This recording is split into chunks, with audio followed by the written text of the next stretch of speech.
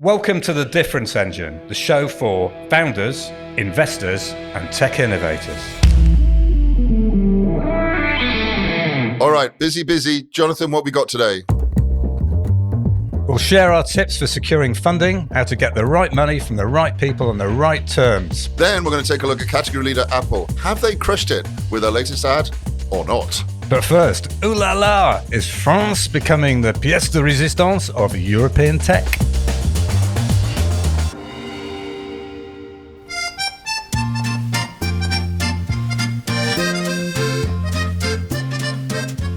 Is France heading for tech category leadership, or is it toute la bouche et pas de pantalon? I'm going to have to translate. So, toute la bouche et pas de pantalon, for those with a smattering of French will know, it's the equivalent of a great northern phrase, which is, are the French all mouth and no trousers? Oof. The point of this is France is currently in line for about 15 billion in euros in industry investments in AI, pharma, quantum, health and green tech, because the country, being typically dirigiste, i.e. the government decides what the country's economic, social, industrial policies should be, they've got a showcase called Choose France. And its idea is to draw commitments for investment from around the world, right? So on this occasion, companies from outside France, for this just finished seventh showcase, have pledged to invest this, 15 billion euro, quite a tidy sum, into 56 projects. They're expected to create around 10,000 jobs.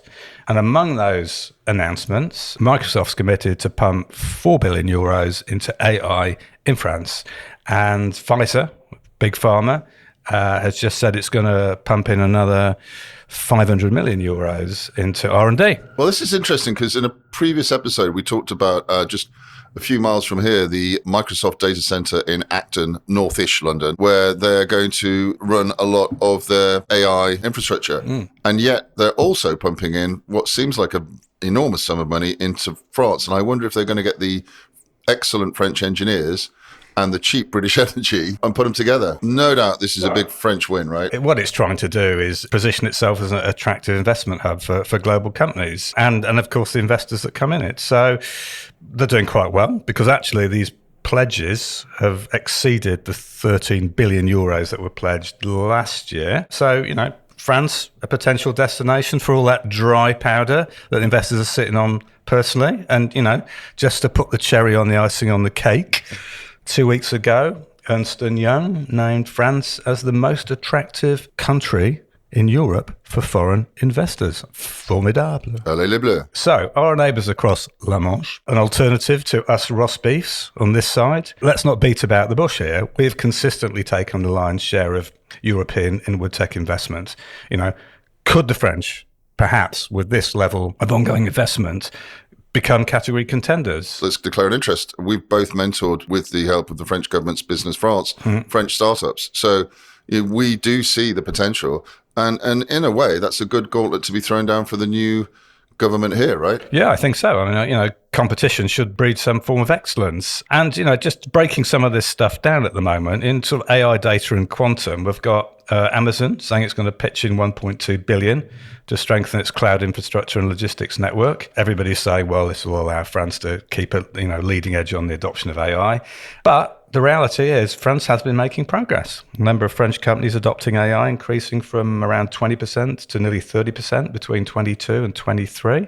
Not bad, Amazon Web Services is really going for it in France. It's got a 6 billion euro 15-year investment plan to develop cloud infrastructure. The company, of course they would say this, wouldn't they, estimates that the plan overall could contribute, just under 17 billion euros to France's GDP between 17, looking backwards a bit, and 2031. We've seen Microsoft, another 4 billion, but they're also setting up a data center in Mulhouse, which is sort of on the border with Germany, and that will be the company's biggest investment in France. So it seems that Microsoft is going from one European country to another at the moment, announcing its biggest ever investment. And this all comes off the back, all of these data centers, off the back of the very strong push that the EU's given for data sovereignty to ring fence your data, which is only going to become way more important with AI. It is. And I think, while we're in that AI firmament, there's rumoured announcements about a couple of research centres on conversational robots to be funded by Accenture, of all people, with investment from IBM in some quantum computing at a centre in Saclay. So, not too shabby. And an area, I think, where France can say that they have been leading, certainly, is in health, pretty strong. Sanofi, one of their leaders, is going to put €1 billion into a new facility for monoclonal antibody production that will deal with issues such as obstructive pulmonary disorder, asthma, multiple sclerosis, type 1 diabetes.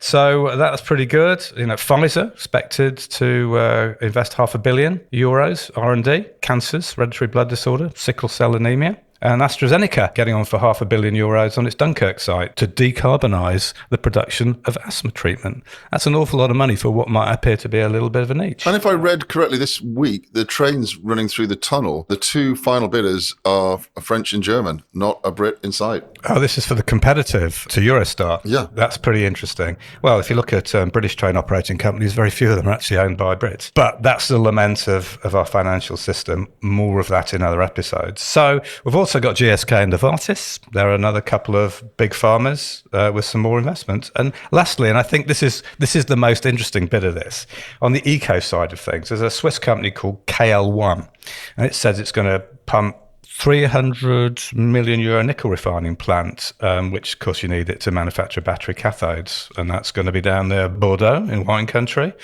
And also in batteries, Estonia's Skeleton Tech. First ever companies to be bankrolled by the EU Startup Fund. European Innovation Council, from memory, €600 million into manufacturing fast charging batteries. Now, this is all très bon, as the French would say. Yeah. But does France and French companies have what it takes to be the leader in le tech, specifically le category? France's, I think you'll agree, track record in IT has not been spectacular. They had business objects. We can look at business objects because that was Bernard Liotto's company. They were a category leader and ironically acquired by Europe's other clear category leader, Germany's SAP. Now, I think that's probably the nearest France has ever come to being a category creator.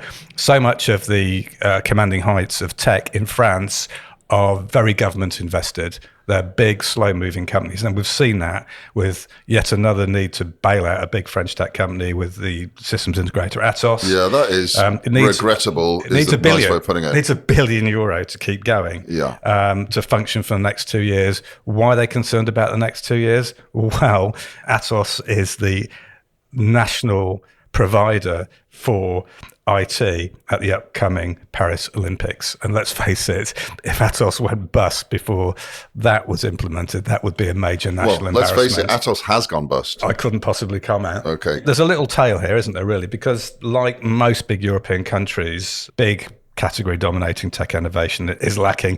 Didn't the not too bright US President George W. Bush once say the French have no word for entrepreneurship? I think he did. And most of the leadership has been passed on to US big tech. Yeah, I think pharma is really the only place where France can claim some homegrown leadership. I don't know if I agree with that. We work with a French-founded VC. I think that they've always had an amazing engineering outlook. The Grandicoles have pumped out some amazing talent, some of which I've had the privilege of working with. I think these are smart moves that they're making at just the right time. But I think there's something else going on here. You look at that green tech investment. It's a Swiss company, an Estonian investment. The Swiss are also way bigger in pharma than the French are. I think what is much more interesting, particularly for our listeners across the pond rather than La Manche, is the way that smaller European countries and the Baltics and the Nordics are now realizing new categories from green through to fintech. If you look at your history, could it be that the former leader in VoIP, Skype, which was based in Luxembourg, founded by a Swede and a Dane, with software created by Estonians, might be setting a precedent for Europe? If you look at the trend that's followed that, you've got companies such as Wise, formerly TransferWise, two Estonians, one of the of the Skype engineering team, headquartered in London, Revolut, founded by a Russian and now, frankly, unbelievably Ukrainian, also headquartered in London. Even the history of the mighty Arm, it goes back to a combination of a Brit and an Austrian. And then super improbably in the dreaming spa backwaters of Cambridge, which nobody would recognise today. So, innovation sans frontières, peut-être? I think we have to look to a future of multi-country collaborations.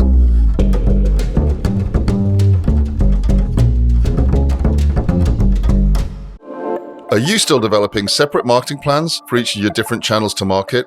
Can you really sanction messages reaching the same customers from unconnected targets?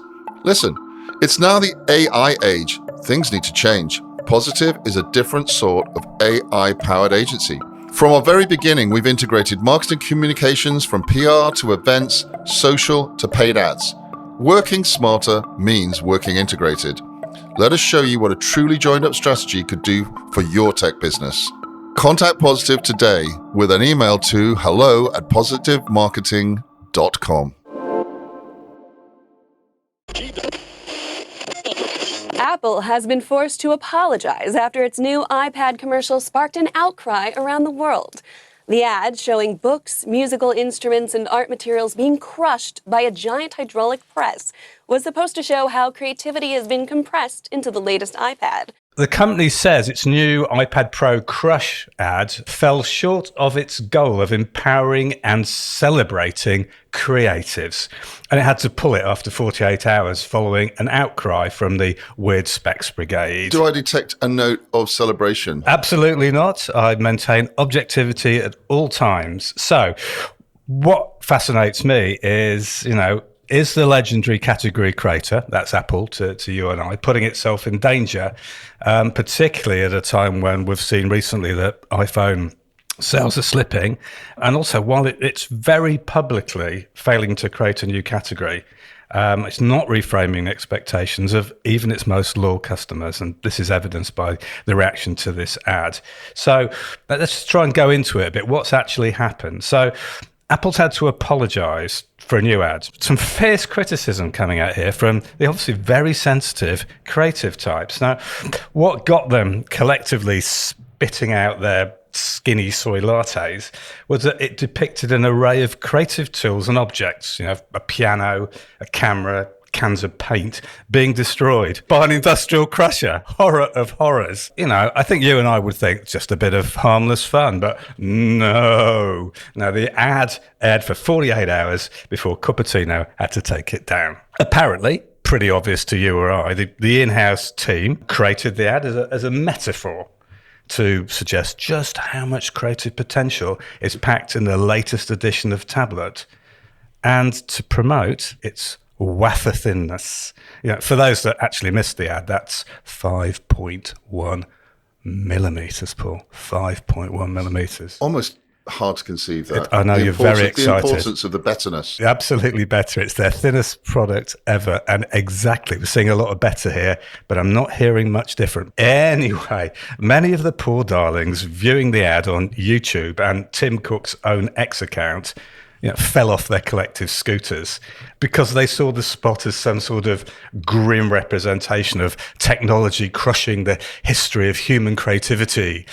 Something that I suppose creatives are already existentially worried about with the rise of AI. As they should be. Good news for Apple was that they hadn't actually launched the spot on any paid media. And guess what? Plans for a TV run have now been completely nixed. So meanwhile, while they're doing all that scrappage, Apple are having to respond to the outcry, prostrating itself with some really high-profile groveling. I think the reality is, we're old enough to have watched Apple since its inception, and the Crush ad really was a rare misstep. I mean, these were the guys that delivered the groundbreaking Think Different campaign, right? That was 97 to 2002.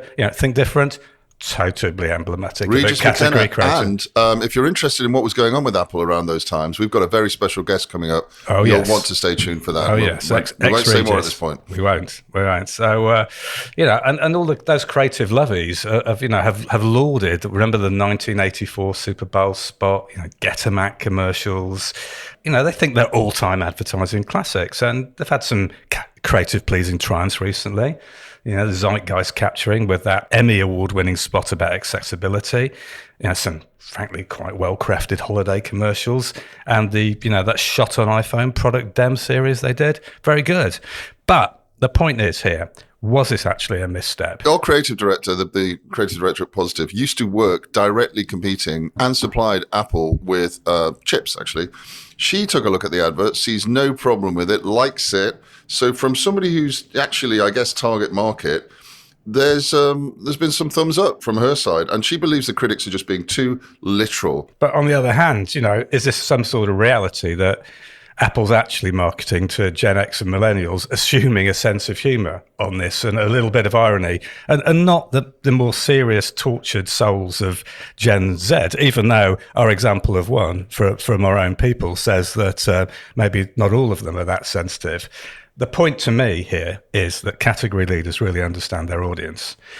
And as Apple is struggling with its next category leadership play, and frankly, out of touch incident like this, for a usually on the money company, makes its long held category crown look a little wobbly. It really does. And I think, it's adding to its woes around creativity. I mean, it pulled the car project. Apple Music is no Spotify, and Spotify, as those of us who use it will know, has just been quietly improving the product all the time. So Apple Music not really competing in that category. The car just gone. And I don't know, as you said before, iPhone sales are going down. Do we need iPhone 15s just because they've got an action button? Or is there actually a limit for how much we'll pay for a very samey product in quite an old category at this point from Apple or anybody else? Absolutely. And they've got geopolitics to deal with in China, for instance. So there's lots at play. And just to add insult to injury here, Warren Buffett, he's got a company, an investment vehicle called Berkshire Hathaway, and it's just trimmed its investment in Apple by 13% in the last quarter. Now, might not be as bad as you think, because Warren's fund, Apple, is still its largest holding at around 40%. And of course, Warren has said it's extremely likely that it would remain his largest position. But in the interest of keeping the share price up, he would say that anyway, wouldn't he? So I'm not sure that if Steve Jobs had commissioned this ad, he'd pull it. He'd show a bit of gumption. Yep. He'd show a bit of, resolution and persistence and all that stuff that we talk about. So it does look like a bad misstep. And I think, as you say, it gives away the fact that the category leadership is no longer there with this company. And for that, I'm actually looking at an ex-Apple employee, Mr. Johnny Ives, Sir Johnny Ives. Yes. And who's rumoured to be doing something interesting with Sam Altman. We'll wait with bated breath. Talking about Apple, though, what we need is somebody that's going to go with the courage of their convictions and not pull ads just because a few people got a little bit frightened.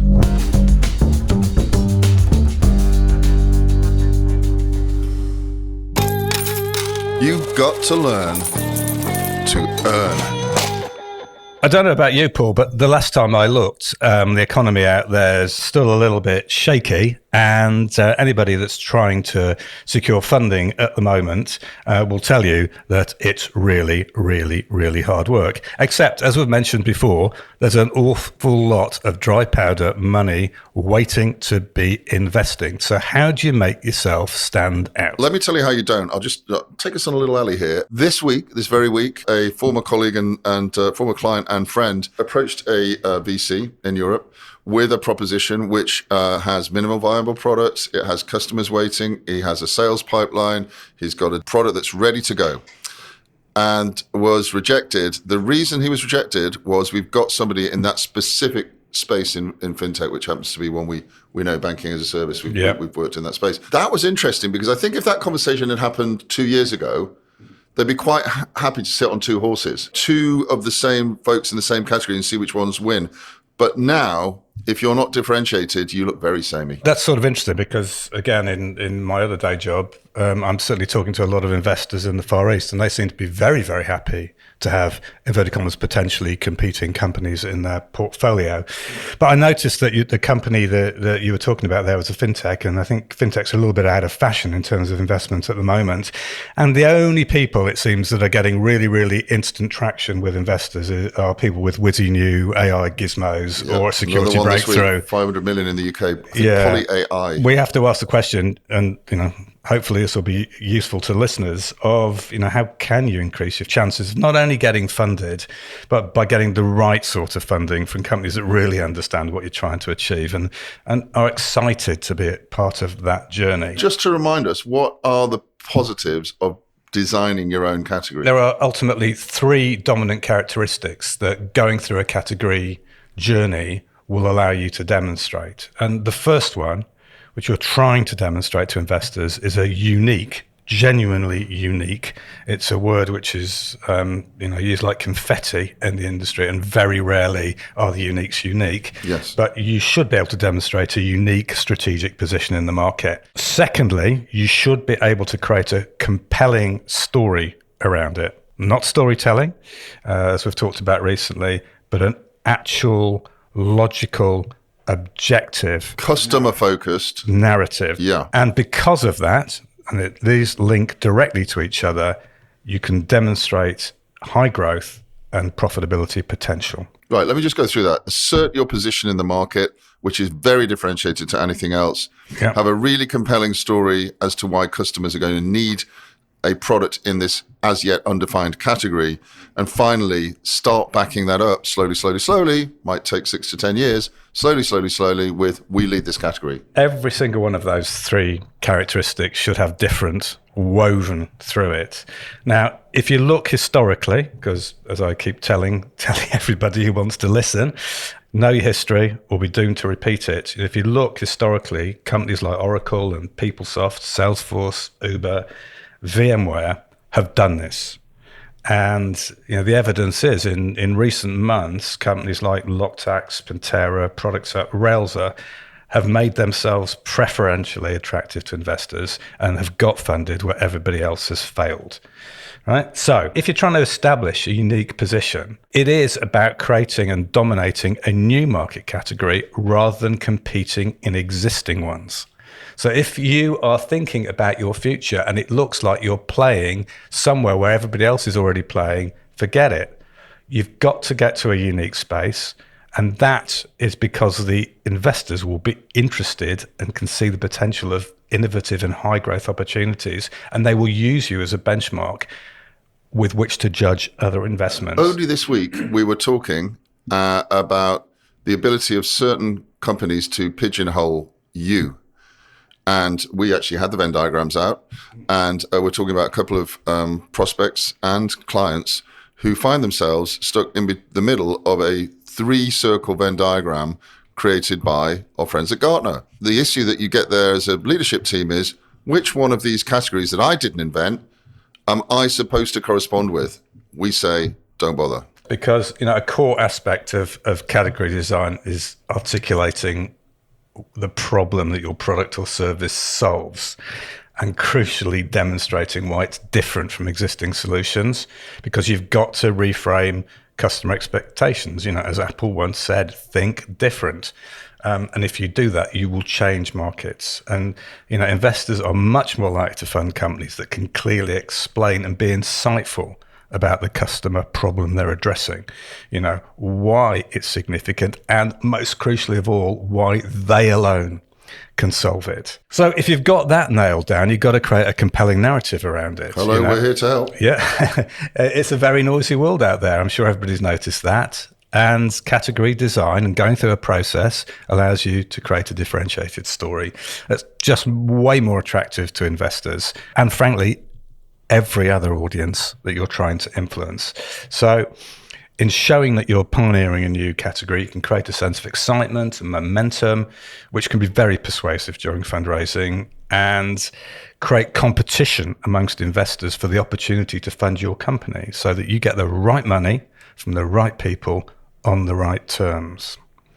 So all very good, but you've also got to demonstrate that market potential. You're coming up with something entirely novel, and with that, you can establish and justify the potential for significant growth. Surprise, surprise.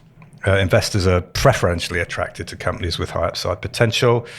And a new category, daring to describe a new category, suggests there's a lot of room for expansion and the opportunity, of course, to establish category leadership. And just a little bit of help with that. So great category leaders define the statistics by which the category will be defined. So back in the day with Intel, it was clock speed, etc. With NVIDIA and some of the large language models, it's numbers of parameters that they can ingest. So think about not comparing yourself to the current statistics and success measures. Create your own KPIs. We talk a lot too, I guess I'm leading up to a new point here, about thought leadership. Well, people grind away on LinkedIn with stuff that looks like thought leadership. If you're creating a new category, de facto, you are a thought leadership.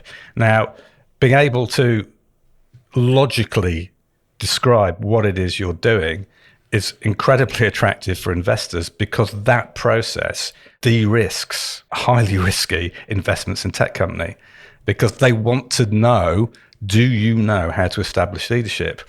And you build strong reputation and strong influence in the industry. People have to take notice of you. And of course, that makes investors look very smart, which they also like. And thought leadership is often taking an opposite stance to the received wisdom.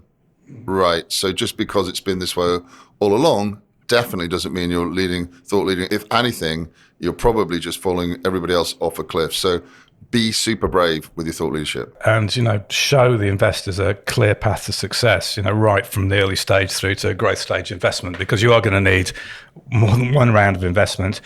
We talk about this a lot, but it is vitally important. It's if you have a clear category proposition, then you are much more likely to be able to attract the best strategic partnerships. If you're going to be invested in, you've probably got some sort of track record of building a whole partnership ecosystem, or even just a channel. And this doesn't necessarily need to be as a category leader. And, investors love companies with strong industry connections and network. It gives you the confidence that you can build that all-important category supporting ecosystem. Partnerships are very important. Another way of thinking about partnerships is distribution. What is your distribution model? How do you get your product in the hands of users? That may be, direct to consumer if you're in that space with, social media adverts. It may be you partnering up with much bigger companies that have already got the customers you want to, either temporarily, for strategic reasons, or permanently, to get your product out there. So I read the miserable Guy Hand's autobiography recently. That was a yawn fest. But the one thing he did have a very good handle on for all of his deals, including EMI and many others, was distribution, right? Distribution, partnerships, very important as you think about designing your category. Those may not be partnerships, probably are not partnerships you got today. Where's this all going? The only thing investors are ultimately interested in is multiplying their money.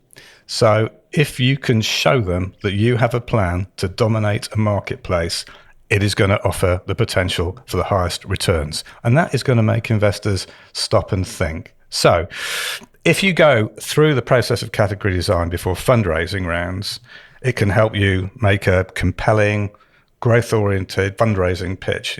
That's good, but others can make the same claim too. What category design specifically enables you to do is to create a proposition that's different to the hundreds, and I mean hundreds of others across investors' desks, or are rolled out in presentation rooms or their offices via Zoom, every week.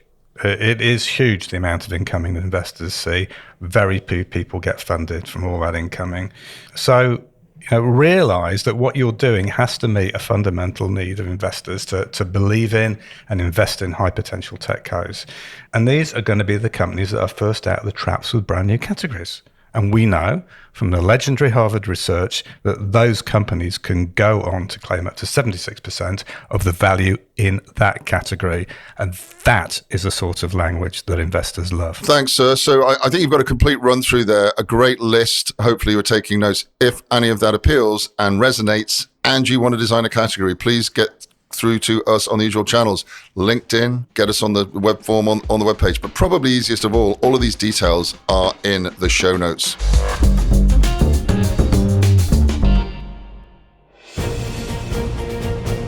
Look, there's Captain Hindsight.